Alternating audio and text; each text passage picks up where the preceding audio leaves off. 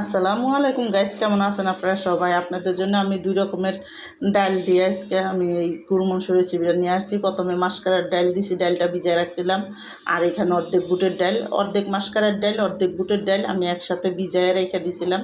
তারপরে দেখুন এখানে 2 চামচ আমি গরম মশলার গুঁড়া দিলাম, 2-3 চামচের মতন আমি লাল মরিচের গুঁড়া দিলাম, 2 চামচ হলুদের গুঁড়া দিলাম, এখানে 2 চামচ ধনিয়ার গুঁড়া দিয়ে দিলাম, বেশি করে অনেকটি পেঁয়াজ দিয়ে দিলাম, 2 কাপের মতন হইব। আর এখানে আমি এখন এক এক করে সব কিছু দিয়ে তারপর স্বাদ মতো লবণ দিয়ে দিলাম 2 চামচ।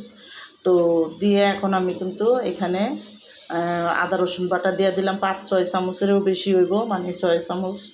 আর তেল দিয়ে দিলাম আধা কাপ এই আন্দাজে। তারপরে আমি হাতে একটা সুন্দর করে গরু মাংসটার সাথে পেঁয়াজ মশলা সব একসাথে ভালো করে আমি কিন্তু মাইখা নিমো। এটারে হাতে ডলে রান্না করবো আজকে এই মাংসটা হাতে মাইখা। আর এইভাবে কিন্তু 2 রকমের মাসকারার ডাল দিয়ে মাংস রান্না করলে অনেক মজা লাগে, একবার খেয়ে দেন। আমি কিন্তু সুন্দরভাবে এখন মশলা দিয়ে একটা ভালো করে পেঁয়াজটি বাইঙ্গা চুড়া মশলাটা ভালো মতন মাইখা নেবো। আর মশলাটা যখন ভালো করে মাখা হয়ে যাব, আমি হাতটা ধোয়া দিয়ে একটা বাটি দিয়ে কত পানি দিয়ে দিছি। এই পানিটা দিয়েই কিন্তু মাংসটা সিদ্ধ হইব, আরও মাংসর থেকে পানি উঠবো, ডালটাও সিদ্ধ হয়ে যাব, মাংসটাও সিদ্ধ হয়ে যাব। তো এখন ডাইটকে আমি দেখুন মাংসটা বয়েছি, যখন 2-3টা বলক আইছে আমি কিন্তু সুন্দর মতন দেখুন মাংসটা একটু লাড়াচাড়া দিয়ে দিলাম যাতে ডালটা নিচে না লেগে যায়। তো একটু পরপর আমি কিন্তু একটু লাড়া দিছি, দিয়ে কিন্তু ভালো করে এখন সুন্দর মতন মাংসটা আর ইয়াটা কষান পর্যন্ত রান্না করে নেব। আর যখন দেখুন এরকম হালকা হালকা করে পানিটা শুকিয়ে আইব, তখন কিন্তু ভালো করে আমি একটু লাড়া দিব। আর দেখুন ডালটা কিন্তু সিদ্ধ হয়ে গেছে গা হাতে করে। এখন কিন্তু বাদবাকি সিদ্ধ যেটুকু আছে এটা কিন্তু রান্না করলে হয়ে যাব।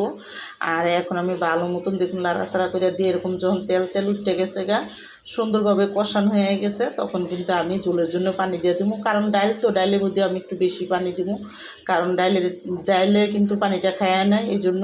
তো এখন দেখুন ভালো করে আমি ডালটা সুন্দর মতন একটু মশলাটার সাথে একটা ভালো করে চারিদিকের মশলাটি সরাইয়া পানি দিয়ে তারপরে ডাইকা এখন আমি মাংসটা রান্না করব। তো আমার এই মাসকারার ডাল দিয়ে গরু মাংস রেসিপিটা যাদের পছন্দ তারা লাইক সাবস্ক্রাইব দিন, প্লিজ আমার ভিডিওটা বেশি বেশি শেয়ার করে দিন। আর এইভাবে একবার হলো মাসকারার ডাল দিয়ে রান্না করে দেখেন, গরু মাংস অনেকই মজা লাগে। লাস্টে যখন অর্ধেক হয়ে গেছে আমি 3টা বোম্বাই মরিচ দিছি, তারপরে কিন্তু 1 চামচ আমি এখানে জিরার গুঁড়া দিয়ে দিলাম। আর এই বোম্বাই মরিচটা দিলে কিন্তু মাংসর গ্রানটা আরও সুন্দর আসে এই জন্য।